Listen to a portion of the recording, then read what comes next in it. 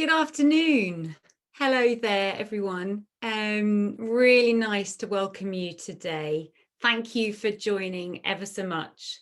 My name is Paula Orrell. I'm a white female with brown bob hair and a black jumper. My pronouns are she and her. Before I introduce the event, I'd like to welcome our BSL interpreter, Russell Andrews, who has asked me to describe him as a middle-aged man, bald with greying hair, a red t-shirt and a blue-black background. Please pin Russell to your screen for BSL interpretation. The chat function is open and as part of this event, I apologise, but we don't have a Q&A session. So really, truly welcome today. I am the director of CVAN National, the Contemporary Visual Arts Network for England. I work across England with 9 regions from Cornwall to Cumbria as a sector support and free to access network. I also have responsibility for the Southwest region and the chair of Coventry Biennial. We are all here today as part of the core action by a collective group of national sector support organisations, formerly called the Visual Arts Alliance. So why are we here today? We are all here today as part of the core action of a collective group of national sector support organisations. We are here today, and this week perhaps is a good example of why we have started the Artist Essential campaign. #ArtIsEssential has effectively brought the visual arts sector together since February. We have had an incredible response online from you, which we would like to encourage and continue. We've had takeovers by Engage, Creative Workspace Network, and Alliance of Studios, and more to come in the next few months, including AN, the Artist Information Company. Our wish is that we start to gain more traction as we work towards the spending review with the government this autumn. However, in light of the announced 50% policy recommendation cuts to HE, we were asking you, the sector, to join us in an online march on the 10th of June. Please find information in the chat about the online march, and I will explain more at the end about how you can get involved. So for this reason, why we are doing this, why are we here together? This week has brought this into sharp focus for me. Whilst I have your attention, CVAN with the Alliance is writing a letter to the Secretary of State of Education, signed by national art schools, universities and galleries. With the spending review, we will be putting forward a case to government for dedicated resources for artists in independence. We have had enough of artists always getting lost in political ramblings. So we truly see #ArtIsEssential as just the beginning of a collaborative national ecosystem for the visual arts, a unified message and future facing. So please keep connected through CVAN as we communicate plans and work through these times together. Today, we will hear from our brilliant colleagues about lobbying, what it means to get behind critical issues and what our sector should be fighting for. Imagining our future together is not a manifesto. The event puts forward fundamental problems that we need to resolve collectively. We are joined by our key speaker, Briana Pegado, who is the Creative Director of Fringe of Colour. And we'll be talking about why we need to lobby and what issues we should be prioritising. The brilliant Migrants and Culture, we are joined by members and artists Rosalie Schleicher and Nicola Singh to talk about their critical work. Kerry Campbell is a freelance curator and previous artistic director at Manchester Future. We have invited Kerry to hear about her honest thoughts and appraisal about what art organisations should be considering in the future. We have Lucy Lopez, a curator, Nella Arn, who is a curator, and Alba Colmo, who is an art worker, talking about a new code of practice. And they will discuss the ever-evolving code of practice for feminist, anti-racist, anti-colonial, and environmentally sustainable arts organizations, or organizing. Finally, I'm just going to sit back and listen to Gailene Gould, founder member of the Space to Come, to reflect on why we need to listen to ourselves more. Thanks, and handing over to Briana. Wonderful. Good afternoon, everyone. Thank you so much, Paula, for inviting me here today. My name is Briana Pegado. I'm a Black woman with natural, short, curly hair. I'm wearing a black tank top, believe it or not, in this weather. And I'm sitting in a room with cream walls and lots of very happy taro and cheese plants behind me. So hello today. As I was thinking about today's conversation around art, activism, and culture, a few things struck me. The first thing I should say is today is voting day in Scotland for the Scottish parliamentary elections. I woke up this morning at 6:30 a.m. to go down to the polling station to make sure I could get my vote in before my incredibly busy day. So for those of you tuning in from Scotland and Wales, happy voting today. Now, with that in mind, the first quote I always think of is "the personal is political." This quote's often misattributed to bell hooks. This was actually first said by Carol Hanisch, and she coined the slogan in 1968. She was a civil rights worker and feminist activist at the time. And I know for many of us, the personal has become political in many different ways recently over the last couple of months, but in many different ways over our lifetime and our creative careers and practice. What I'd like everyone to do that's tuning in now and watching this later is to take a moment to close your eyes and let yourself travel back to a time before. It could be when you were younger. You'll hear in a moment why I'm asking you to do this, but just take a moment to close your eyes, ground into the space that you're in, and I'm going to ask you to think about the first time that you consciously remember saying no. When was the first time you remember saying no to someone that was asking you to do something you didn't agree with, or saying no to an ask of you that you felt was unfair, or you didn't understand, or you felt that, you know what, I'm going to take a stand for something? And I ask you this because that moment of saying no or refusing, in whatever context it was, whether it was in a school classroom when you were little, or it was later on in your life to an employer that asked you to do something you didn't agree with, or it was at some point in your creative practice and you thought to yourself, I'm not doing that. I'd like you to just take a moment to sit with that and think about that moment and that feeling of whether or not you want to call it reclaiming your power, remembering your power, stepping into your power, or using your power. Because today, that's what I want to talk about, it's power.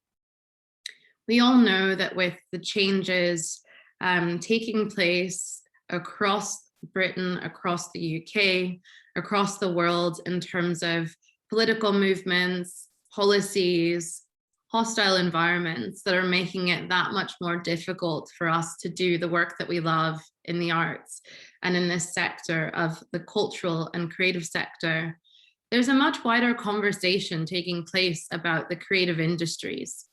And I'm bringing this up today because in the national conversations I have with Scottish government or nationally with other colleagues in Wales, Northern Ireland, and England, I'm noticing that there's this move away from talking about arts and culture, and visual arts is getting even further lost in this whole conversation. It's important because we talk about recovery from COVID, though I know many of us think to ourselves, maybe we don't want to recover. Maybe the future that we're moving towards shouldn't have so many links to the past that we're coming from before the pandemic. But as recovery comes up and there are conversations about what the UK government is willing to invest in and not, especially when it comes to the campaign art is essential, I want us to take a moment to think about what we're actually campaigning and lobbying for.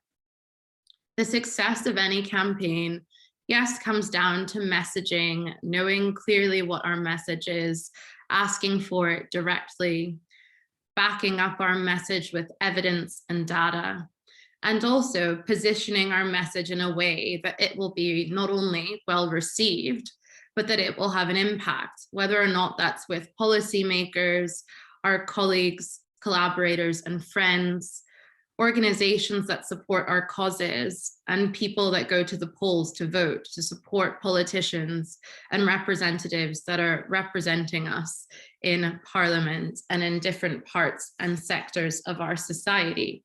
Now, I put representing in air quotes because I'd like to ask you, do you feel that your views, needs, opinions, and the future of your work is being properly represented? It sounds like with this campaign, we are saying no. Now, when we come back to the creative industries and where visual arts, contemporary arts fits into the picture of the creative industries, I want to kind of lay out a couple of things. Right now, the UK government categorizes the creative industries in a couple of different sectors and segments. It talks about IT and tech, advertising and marketing, craft and design come into it, performing arts, visual arts. There are several different categories.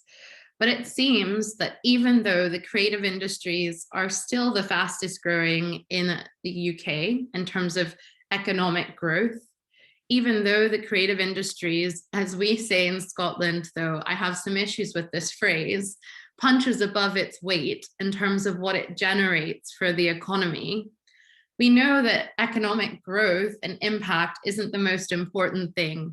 We're coming out of a pandemic, moving towards a climate crisis. So I'll come back to that in a moment.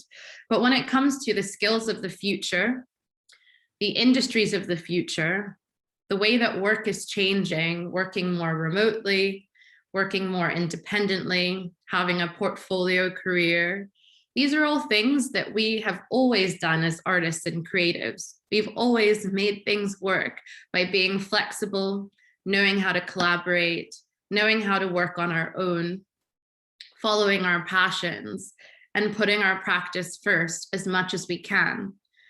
But what I find interesting is the creative industries comes up as the answer to our recovery in the future.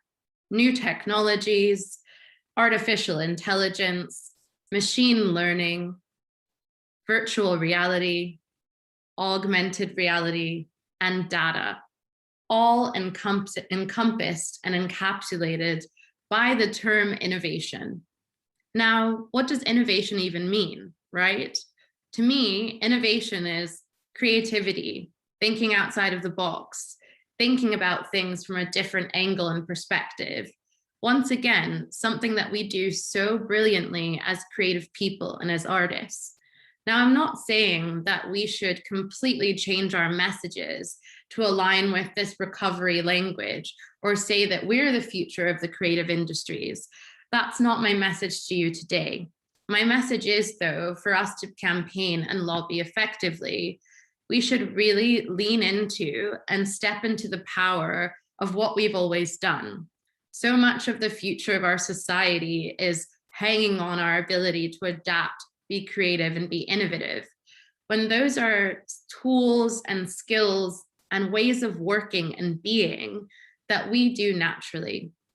Now, when it comes to legislation that's promoting a 50% cut to arts and design programs across higher education, that's a direct for lack of a better word, assault on our livelihoods, our well-being, and the future of our society, according to the government, when it comes to innovation. What I think is important for us to think about when we think about lobbying is, what messages can we use that are being used against us that we can take and transmute or change and alchemize to make our case stronger? Now, I want to talk a little bit about what it means to lobby in an intersectional way, using intersectional practice. We know that the UK Equality Act came out in 2010, which codified and put in place 9 protected characteristics that should be protected at all costs in the workplace, more specifically, but across society.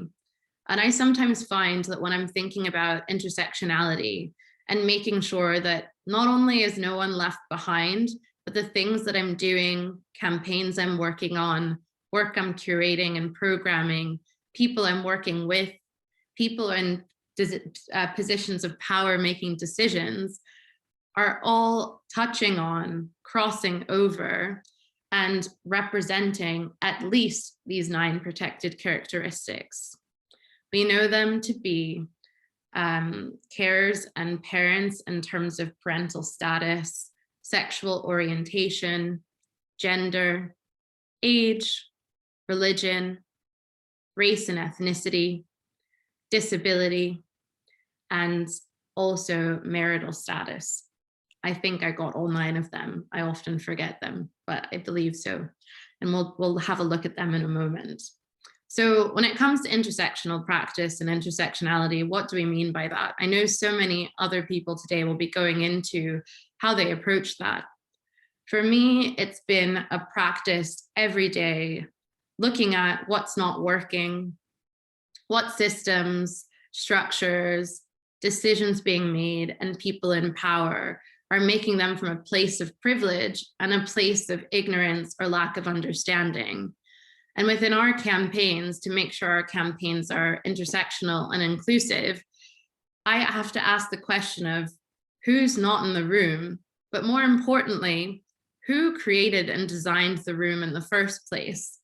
And from what point, what position, what protected characteristic, for example, are we basing our campaigning on? What do we see as the starting point, or in air quotes, as the norm in the first place? This is where I'd like to introduce you all, if you haven't seen it yet, to Einstein's ladder of citizen participation.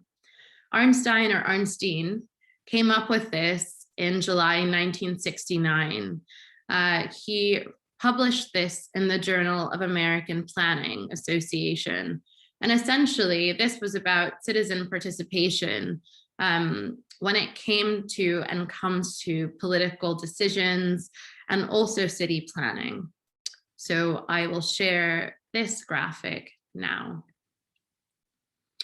What we have here is a physical ladder, and there are 8 rungs.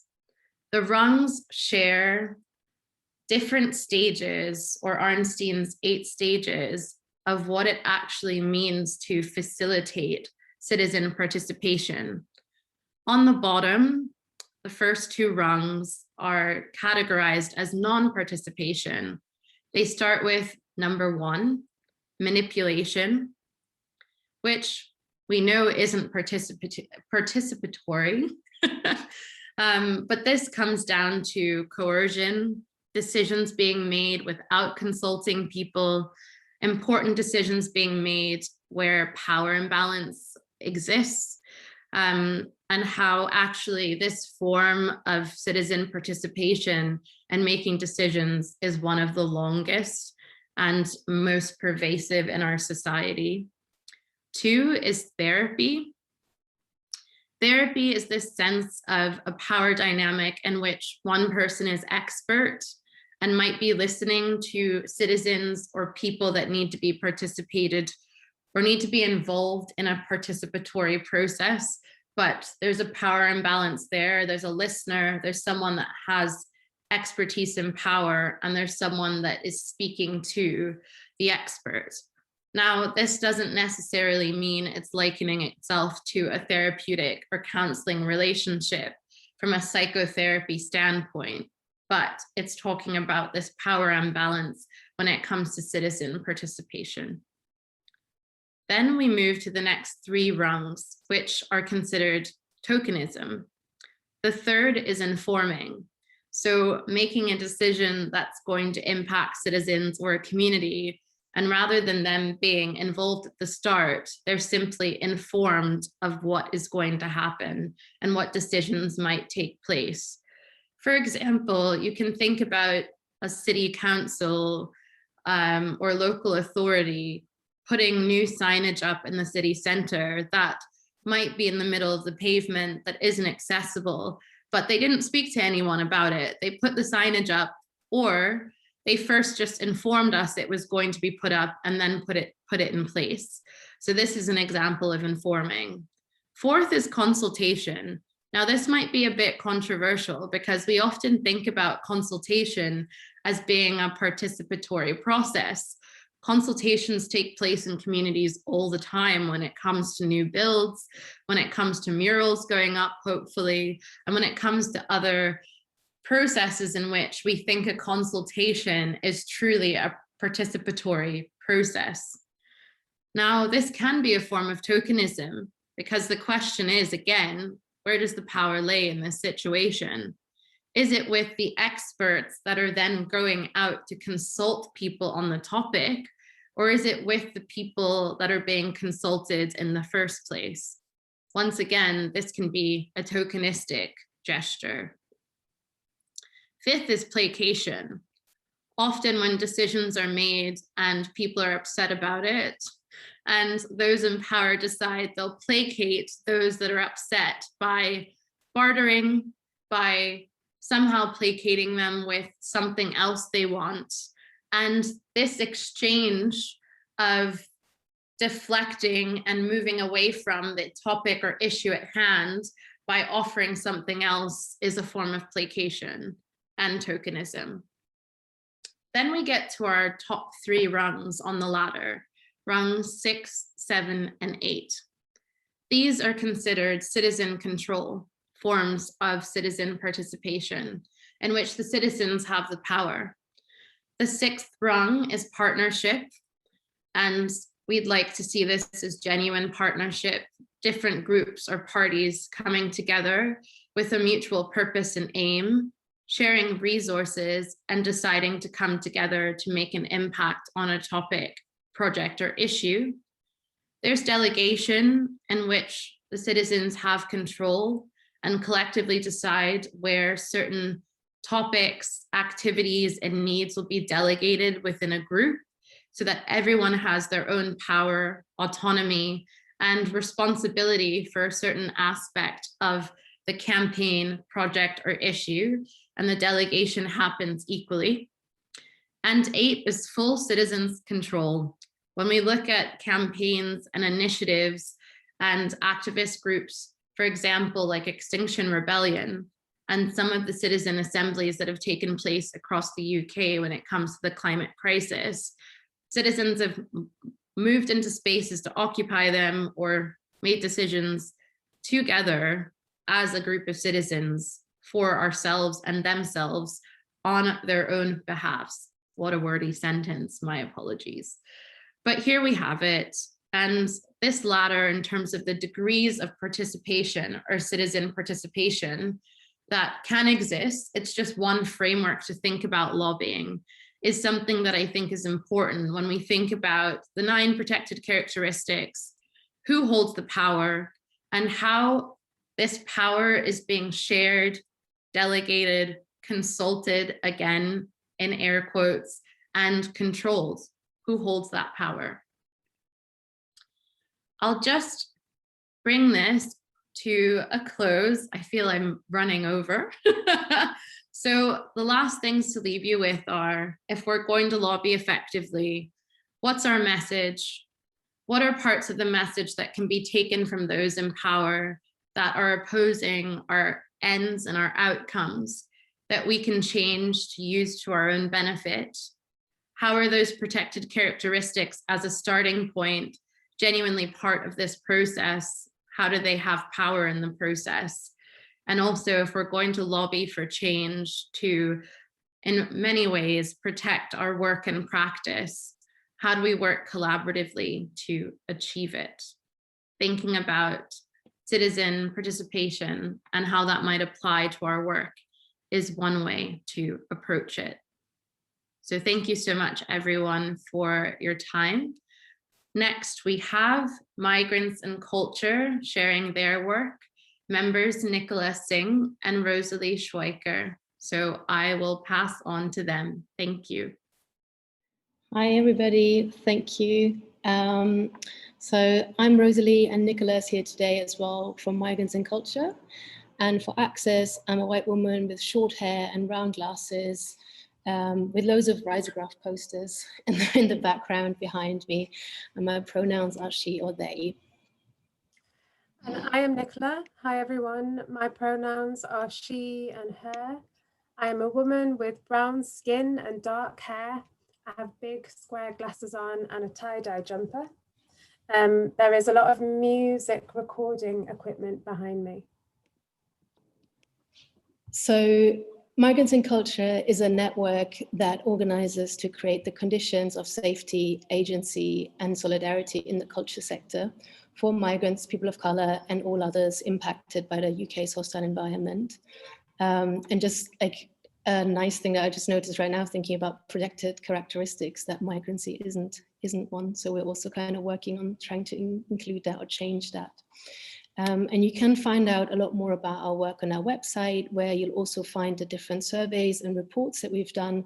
And we just wanted to particularly draw your attention to the most recent one, which is our suggestions in a really intersectional coalition of different groups developed together, like what the culture sector could do in this moment of recovery coming out of COVID. And Nicola's going to post a link to our website in the chat so you can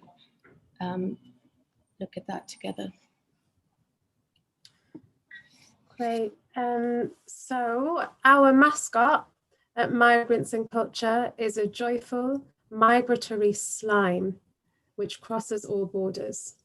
And so we're going to ooze over this Zoom today and provide a reflective space to consider the ways migrant rights and the visual arts can connect. We'd like to invite you as people who work in the arts to contribute to open border movements, because art that creates and enforces borders isn't essential. We are going to offer up a list of questions. These are questions we ask ourselves as migrant and culture organizers and as artist practitioners working in the sector. We'll be moving through each question slowly, and you may wish to use the time now to reflect on the questions and or to take the questions away with you to answer at another point with other people in your workplace, maybe. We'll also be posting the questions on our social media accounts. We want to give a big thanks to Teresa Ceneros for Document O, and also Insight for The Revolution Will Not Be Funded, who have shaped our thinking and questions. And I'm gonna put some links in the chat to those projects now. So the very first question we've got for you today is, do you have a clear understanding of the UK's hostile environment and its impact? And do you also have a clear understanding of how this links to historical and contemporary structural racism in the culture sector?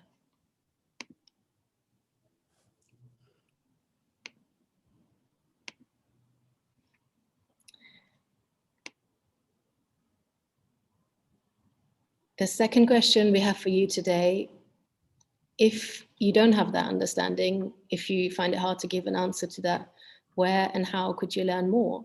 And what organization or individual with lived experiences of surviving the hostile environment could you maybe pay to tell you about it?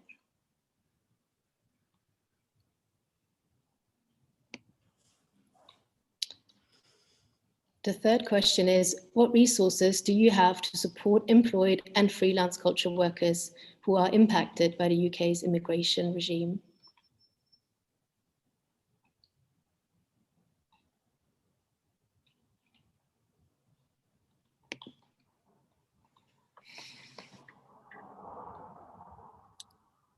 And another question we have for you, if you're aware of and maybe even connected to any migrant-led organizers in your local area, can you map them? Can you name them?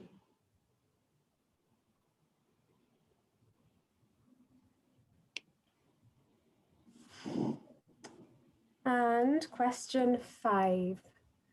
Does your organisation have a plan to oppose the UK's hostile environment? And is this part of your anti-racism policies?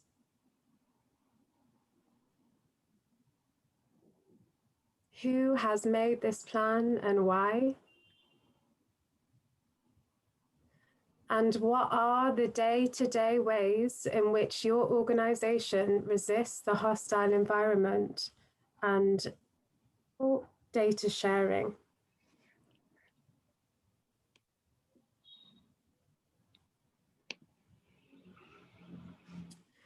Do you commission artists that make work about migrant experiences, but have not commissioned artists that identify as migrants? Do you employ any migrant staff? And if not, why not?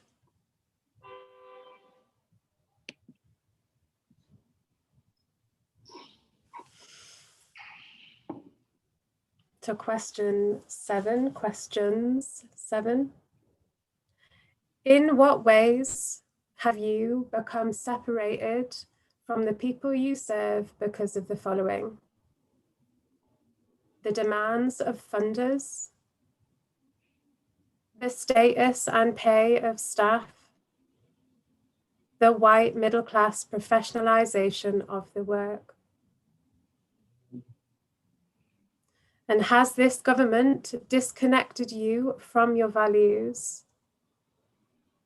And what would it take for you to acknowledge this in public and act against it?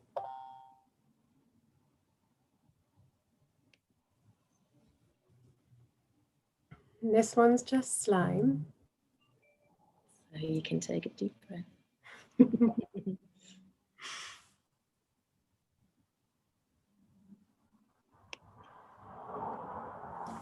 And the last question. Is everybody's scope, capacity, and potential to produce art essential to you and your organizations?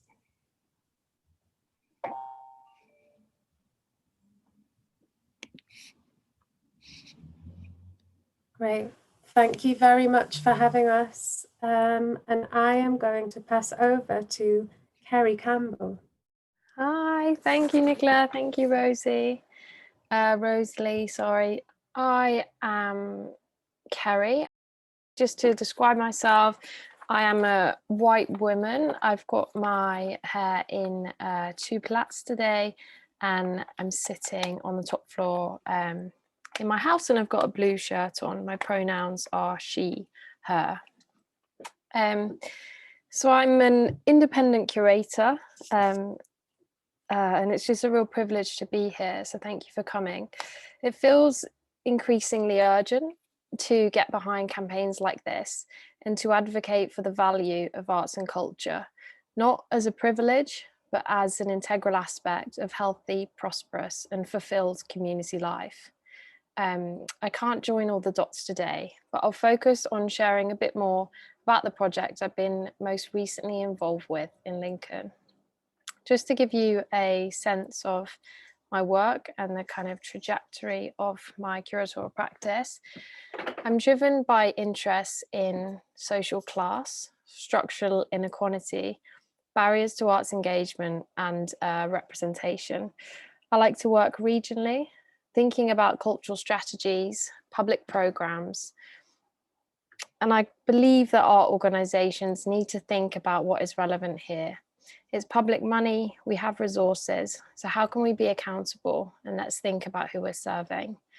Most recently, I've been developing projects in Sheffield and Lincoln.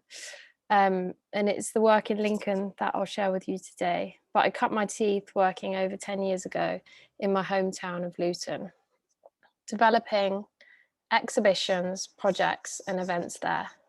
I knew what was missing at home. I knew what was missing in Luton, and I knew what was possible because as a child, I spent half my time living in London with my dad. For me, the access to free museums, galleries, and public gardens in London was utterly transformative.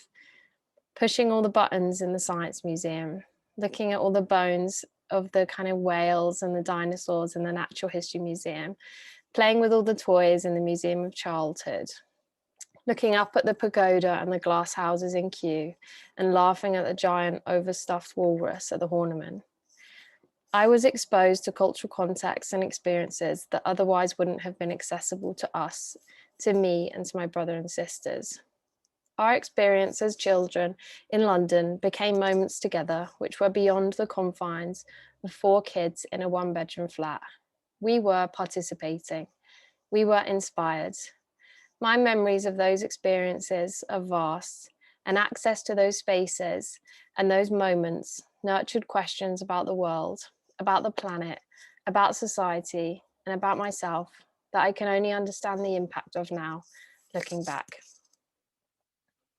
These are just some images of earlier projects in Luton. Skipping through many moons, it feels most relevant today to share some of the work I've been working on in Lincoln, with a view to kind of foreground a conversation around the civic responsibility and potential of arts organisations. Mansions of the Future was a 3-year project in Lincoln in the Midlands, funded by Arts Council's Ambitions for Excellence. And the impetus and the vision for the project was devised and launched by previous co-directors Claire Cumberledge and Rebecca Blackwood in 2018. I was asked to take over as artistic director in 2019. Mansions of the Future was an arts and cultural hub, and this building that you see here was brought to life through a public programme of public art projects, communal lunches, exhibitions, talks, workshops, and events. Arts Council's Ambitions for Excellence is a 3-year fund, so it was a project defined by its temporality, temporality in many senses, I guess. And I wanted to mention this because I had to think kind of really, really carefully about that difficult reality, thinking about the brilliant provision inevitably coming to an end. What does that mean? How can that time frame be managed and communicated responsibly and sensitively? And how can the kind of learning be captured and the resources be redistributed?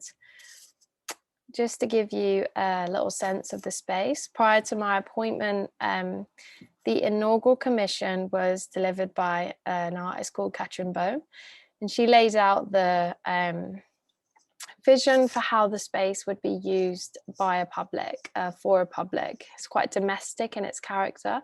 It had a larder, this kind of beautiful ramp, so you all had to enter the space in the same way.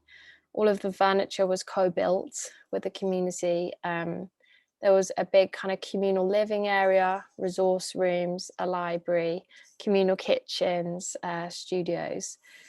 It was quite expansive. Katrin also laid the foundations for the architecture of the cultural output of the programme with 2 core strands of activity, something called the Takeover Program, which I'll come to shortly, and the Curated Public Program. The Curated Public Program unfolded in seasons, and we refined an approach to commissioning that was 3 things. It was social, site-specific, and collaborative. I wanted to support artists based both locally and regionally to respond to the context, talking to local people, engaging with the history and the heritage of a place. So before any artist commissions were worked up, artists who weren't local had to spend time with the city, engaging with its geography, its heritage, its communities, and its businesses.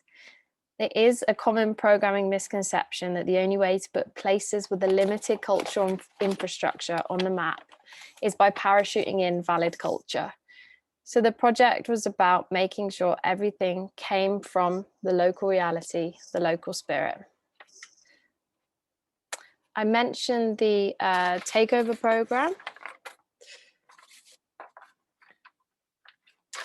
And the Takeover Program was another aspect of Catherine Bohm's vision for the space. And it was an initiative, just checking time, that encouraged local people to make use of the space for free for social, cultural, or educational activity. At its peak, the Takeover Program was welcoming over 70 groups to use the space regularly, from the YMCA to women's wellness classes, to supper clubs, to disability theatre, student groups, bereavement classes. And I guess for us, it was a core aspect of the project, and it was about this kind of democratization of resources. And in a landscape stripped of all investment in community spaces and places, I guess we're asking, is there anything more important than sharing what you have? The kind of success of this aspect of the program was bittersweet. To me, it just screamed of the community demand for free, accessible, and multi-use arts and cultural venues. In her book, Emergent Strategy, Adrienne Marie Brown talks about growing through fusion and not competition. And I guess I'm interested in breaking down this lauded curatorial authority and creating work that is for many people, made with many people. So when we look at the kind of cultural output of Mansions, it was inclusive of these two parts, the free public program and the Takeover Program. So the offer was wide-reaching, interdisciplinary, and often messy around the edges. The cultural output was a celebration and representation of everyday culture, the culture that already exists and thrives. I was inspired not just by the artists and creative practitioners who we work with, but the local people.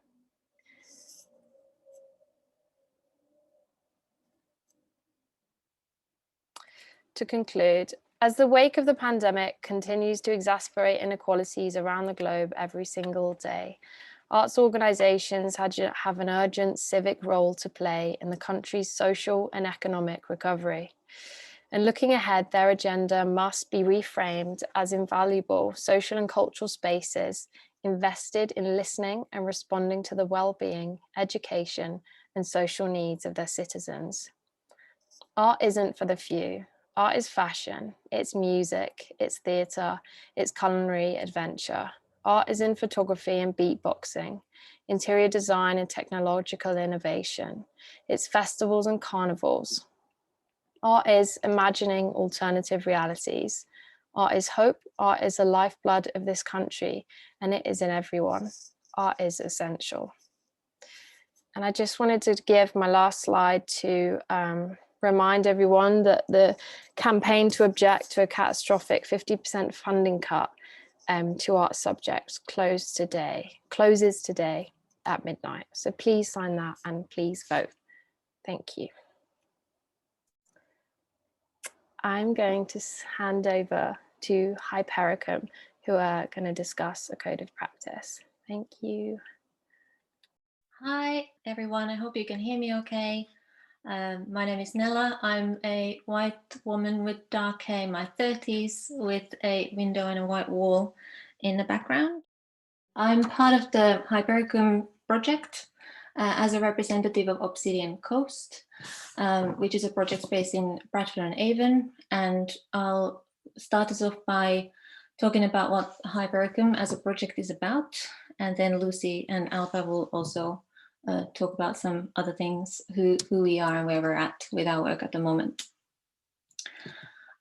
So Hypericum, a code of practice, is a collective development and research project that aims to produce a code of practice for feminist, anti-racist, anti-colonial and environmentally sustainable arts organizing. And the project is named after the plant Hypericum perforatum, which is commonly known as the St. John's wood. And since antiquity, the plant has been used as a medication for somatic and psychic distress, and has been believed to have apotropaic properties, so it can ward off evil. And the aim of the project is to imagine what it would mean in practice to place care, generosity, solidarity, and sustainability in all senses of the word at the center of our work, and to share these ideas as a continuously evolving resource via an online platform. And I initiated the project a year ago following a national open call. I then brought together a core working group to develop this idea of a code of practice with me in July 2020. And Alba will talk about who is in the working group and what we're all kind of doing in our individual practices in a little bit, but I'll talk about the project principles and aims just briefly. So Hypericum is intended as an antidote to our experiences of working with and as part of institutions that practice violent modes of governance and maintain white supremacy, patriarchy, and ableism. And we also want to address the fact that the arts sector hasn't been exempt from this idea of endless growth and accelerated production with minimal resources, which constantly fuels exploitation and ecological damage. And it's been noted in a lot of sector debates recently, and I think that's already come up in the presentations before, that it's long overdue that the arts sector also begins to dismantle these harmful structures. And for me, Hypericum is just one of many ways to contribute to this work. And at times this feels like a bit of an overwhelming big meta project, but the harmful structures that currently prevent practices of care towards our peers, colleagues, partners, and also non-human cohabitants on this planet from happening, they are all interrelated and they feed off one another. So it's impossible to think about them as isolated incidents, but they have to be considered as a kind of multi-layered edifice. And at the moment, we're in a process of preliminary research, and during this summer, we'll open up the project to invite contributions from a wider network of people through workshops and open calls. And the first draft will be shared later this year of what this code of practice is, what it might become. And the idea is that it will be revised and amended to eternity, so it will never be static.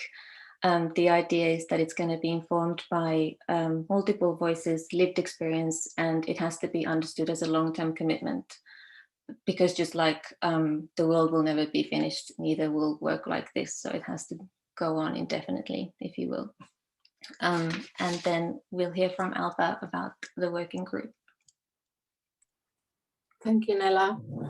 Hello, I'm Alba. I'm a white woman in my 30s, wearing glasses and with brown hair. I'm wearing a dark blue jumper, and there is a white wall behind me. My pronouns are she, her. So I'm gonna introduce the group, the working group. So, because there's only 3 of us here, so we wanted to make sure you all sort of get to know everyone a little bit. So I'm gonna go through reading very short bios for each of us. Angela Chan is a creative climate change communicator working independently as a curator, researcher, and artist whose research reconfigures power in relation to the inequity of climate change. Angela has produced curatorial projects as Worm, Art and Ecology since 2014. Divya Osborne is a maker, curator, and writer based in East London. Her practice is most often situated within grassroots community and activist projects. Divya's recent research focuses on the racialized body within contemporary performance and video art, as well as representations of mixed race identities. Anjali Prasad Savoy is a producer facilitating events that span parties, live art, discussions, and workshops. Currently running the late night music program at nightclub and theatre The Yard in London. Jamila Kraus is an artist, writer, and researcher who uses her experiences as a mixed-race disabled person of Black parentage to understand and subvert barriers to working in the arts. Her research is preoccupied with oral testimony and the possibilities and limitations of complaint to protect art workers. La Sala, Lucy and I, we are a feminist collective, interdependent space for biodiversity, sustainability, and care. We are currently based in Nottingham in a small kitchen and working space from where we organize workshops and talks and gather and cook together, well, hopefully soon. And Obsidian Coast, finally, is a space for unhurried and artistic and curatorial practice outside the city proper. They host exhibitions, residencies, and a library project with a commitment to artist moving image and environmentally sustainable feminist practice. Obsidian Coast is run by Nella and Sam Smith. And now Lucy's going to talk about what we are doing right now with the group. Thank you. Thanks, Alba. Hi, I'm Lucy. I'm the other half of La Sala with Alba. I'm a white woman with long red hair and glasses, and I'm currently sat in a room with pale green walls. My pronouns are she and her. So yeah, I'll talk a little bit more about the process and where we're at with that now. It's sort of still quite early stages in the project. So as Nella introduced, we came together as a group in 2020 with a view to kind of building on that initial idea of what Hypericum could be and rethinking and reimagining this as a collective. I think certainly for myself, but I think a lot of us imagined a really collective endeavour with a lot of meetings in person, learning from each other and our kind of different ways of working. So of course, doing this work through the pandemic has been a lot more disjointed, a lot slower than we imagined. We've all been kind of moving through and processing this time differently. But I think for all of us that slowness, which has been a necessity, but it's also really in the nature of the kind of work we're doing and thinking about how to work with the values of care and equity, it really should be long-term work. And of course, the importance of this has become ever more pressing and more visible over the past year. So whilst it's been a bit more difficult to kind of collectivize in the way we maybe wanted to, we're currently working individually on gathering research and coming together through Zoom meetings, which of course in itself has its own access challenges and otherwise, and looking forward to actually meeting in person. We've not all met each other. So we're currently focusing our research on two strands. One of these is on methods of collectivizing and peer support models. The other one is around processes of complaint or refusal within art institutions. So, for example, in the form of self-advocating for access needs. In terms of possible outcomes for the project, again, it's all very speculative at this stage. We're working out how to compile this as a resource, how it will function, how it will be used. And we want it to be a resource which is primarily for artists and art workers rather than for institutions. So as a group, I think we've all experienced bad practice whilst working within institutions, as Nella sort of alluded to earlier. And we wanted to make available the tools and vocabularies for communicating needs and boundaries to employers. So providing resources and hopefully a feeling of collectivity also for when things do break down, as they so often do. Yeah, and we've talked about the possibility of also providing a kind of best practice model for our institutions. So for example, the code of practice could be something that institutions sign up to. But what we've been grappling with is how to avoid this becoming kind of form of performative allyship. So thinking through how institutions could actually commit to long-term work rather than just kind of signing up and claiming to be part of this way of working.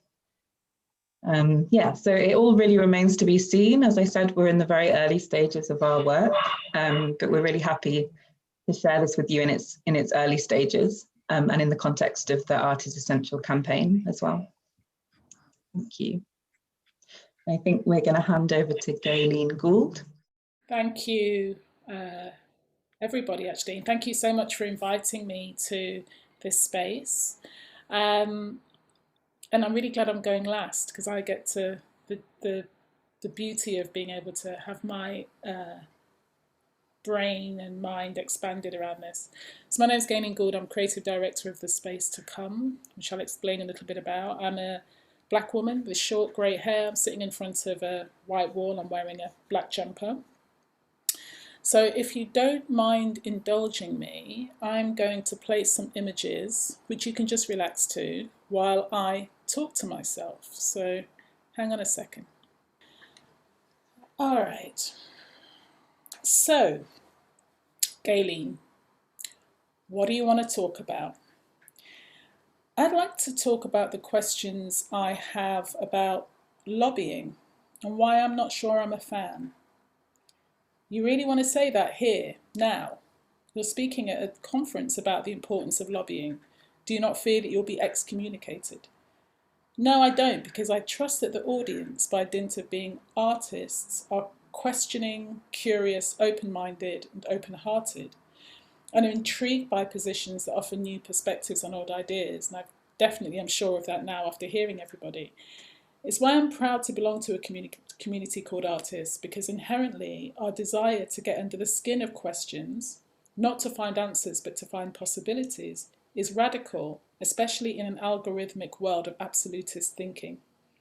Artists essentially transform our ways of seeing and perhaps our ways of being, often in the hope of making us wiser, more deeply connected.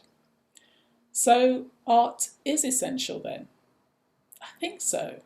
I mean, who else has that brief as a job description? To make people think through feeling. In an increasingly atomized and disconnected world, I believe art is crucial. So why not lobby for it then, if you so believe in its effect? Okay, let me explore my feelings on this. I checked out what lobbying means. Wikipedia, font of all knowledge, says it's a form of advocacy with the intention of influencing decisions made by the government. The name lobbying came about because such activity would take place in the lobbies or halls within governments before or after parliamentary debates. So you might have a few moments just to pitch your important idea to someone you don't know, but who has the power to make decisions on your behalf. And we now know that that simple motivation has escalated to become an industry that's open to some really problematic machinations. First of all, you've got to know the person who's tasked to make decisions on your behalf, or at least their close friends. So then you've got to move in different circles. Next, you have to have something to trade. The Cash for Questions scandals a few years back seems quite quaint now. We have a government dispensing multi-million-pound contracts to business associates and David Cameron WhatsApping his desires in. Lobbying is deemed a core and fair part of the democratic process, but the fact that it's open to such manipulation says a lot about the kind of democracy we currently have. It seems to me that the inherent power imbalance in that exchange, the fact that we have to influence someone we don't know, who has the power to make decisions on our behalf, really similar to what Briana was saying at the beginning of the day, is, for want of a better term, uncreative. But wait, to be part of an active part of society, we need some way of making ourselves heard, don't we? So what do you think? What do you propose? I don't propose anything. I'm an artist who brings people together to explore themselves, each other, and their relationship to the wider world. I create space to explore possibilities. My exploratory playground, The Space to Come, is an environment to prompt new kinds of questions in an attempt to experiment with new ways of exchanging that might break the stranglehold of certain tried and tested but clearly flawed approaches. The project you're looking at now is called Listening to Ourselves and is a collaborative project created by photographer Nina Robinson, sound artist Ang, and myself. With the help of these images, an especially composed soundscape is designed as a space to have an out loud conversation with yourself, like I'm doing now. Well, why would we do that? Because this is where it all starts. Inside each of us, there are wisdoms and knowledge and answers and new ideas if we only gave ourselves time. In this project's case, a mere 20 minutes. We might discover something new. We might make peace with ourselves, we might challenge ourselves, but crucially, we might learn to trust ourselves. I believe that the reason why there are deep power imbalances in every area of society is that we hand our power over to others. We are not taught to trust ourselves. That creates a governing system that divests each and every one of us of our own agency. The fact that lobbying is based on one group asking for a favour and another waiting to be told what to believe is disempowering for all concerned. It sounds like you're straying into the realm of the ideal. Do you have an ideal? Maybe. Imagine if instead of lobbying, artists created invitations for decision makers and others to meet, not to beg or to be told what to do, but simply to get to know themselves and each other better. We could have conversations about life, our lives, the world we currently exist in, and the world we might go on to create together. Such crucial conversations shouldn't happen in closed rooms while the rest of us wait in the lobby. Imagine if artists were the ones to create and lead those spaces, because we all know about creating environments that are inviting and leveling, inspiring and calming, provoking and reflective. We all know about the deft art of community building. All of the artists, all of the curators today have been speaking about that.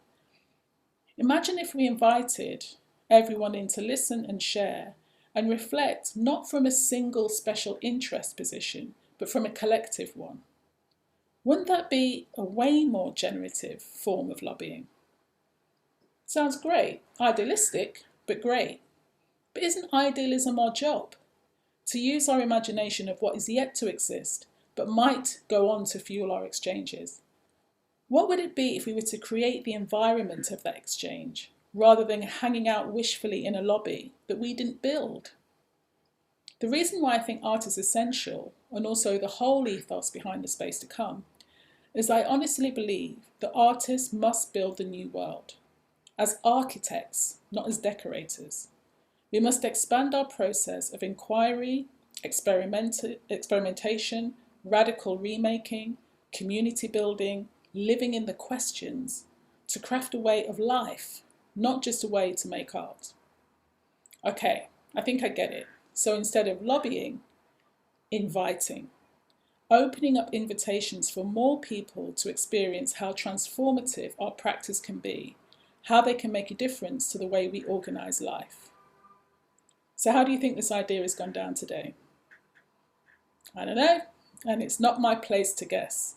I'm just happy to be invited into a space where I can explore possibilities with other curious minds. Thank you.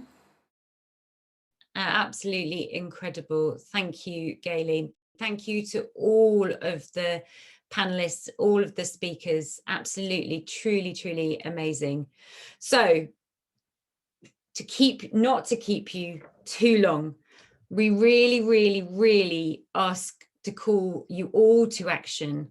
This May, we are asking you to create, produce a placard in preparation for a digital march taking place on June the 10th. This autumn, the government's comprehensive spending review will set out the budget for the arts for the next 3 years. So, what do you want for your art form? Please join us in the chat. There is a link to 3 steps to basically preparing your placard and actually empowering your voice in this time and in this process. Truly, honestly, everyone, it is a real call to action. Thank you for staying with us for a little bit longer today and listening to the incredible critical voices that we've heard in this space. I'm listening, Gaylene, I'm listening to you. I'm in fact actually listening to everyone across the visual arts in England. So really, truly, honestly, thank you, and we'll be in touch.